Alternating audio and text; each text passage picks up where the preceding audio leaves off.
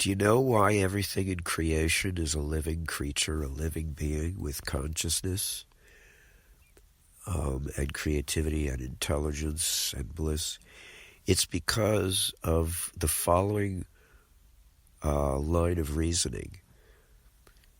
You know that expression, be in the moment, live in the moment? What it really is saying, if you do that affirmation, and how do you feel? How does it make you feel?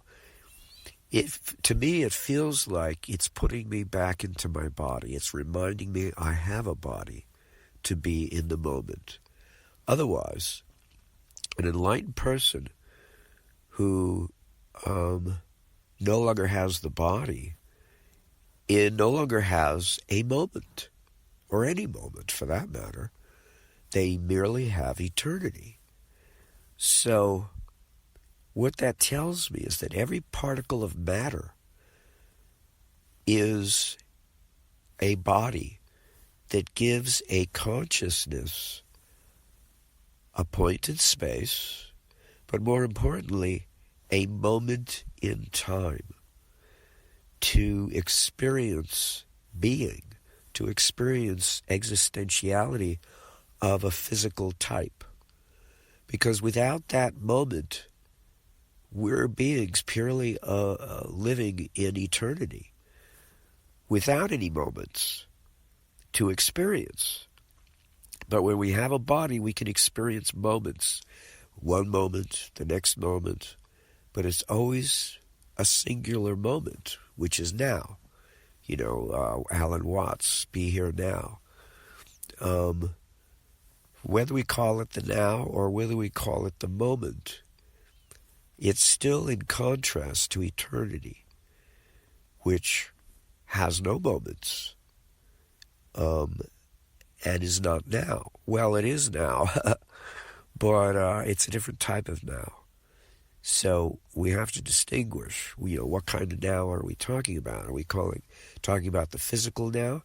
That's the moment, because it's a slice in eternity, is one moment. But when we talk about the eternal now, then it's eternity. Anyway, so that's my reasoning, that everything in creation has consciousness. Everything in creation, because everything in creation has a body to experience consciousness with. When they say of the purpose of life, or why did we materialize only to become enlightened and go through a long-standing period of ignorance to gain enlightenment? Why did we do that? Because we did not know what it was like to be in a body, but it doesn't tell us really the motivation. The motivation is to experience a moment. You say that when people are very savvy, and they're taking into consideration their existentiality. They say, well, experience the moment, appreciate the moment while you have it, right? Because that's the body. That's the tie-in. That's the reason why we became mortal beings, was to experience the moment aspect of existence that we couldn't have experienced otherwise, because all we knew was eternity, and there's no contrast there. I mean, there's no opportunity for change, because with eternity, it's a field of it's a existentiality of non-change. But when we're in the moment, we're considering the silence of the moment. That's true. Even though we may be busy doing something, we might be jogging, experience the moment. What's the moment of the jogging experience? Well, it's how you feel at that moment.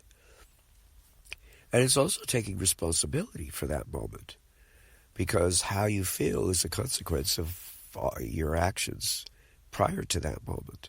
So it's a very powerful word or phrase, the moment, because it conveys so much meaning and implication. But the best one I like is that all of matter, every single particle of matter, is a body of consciousness that is experiencing its moment, which is not going to be the same as our moment, because every body, being different and unique, gives a different flair, a different spin. It puts a different spin on consciousness. Otherwise, there'd be no distinctions between one consciousness, one perception of consciousness versus another. But there are differences. It's said of us that we're all unique. And so we experience life differently. Even though it might be similar, it's not the same. And that's because our bodies are not the same, because our karma is not the same, that brought us to this moment, that constructed this body for this moment of experiencing consciousness. It's a very powerful set of consequences when you start thinking about it. It's really cool.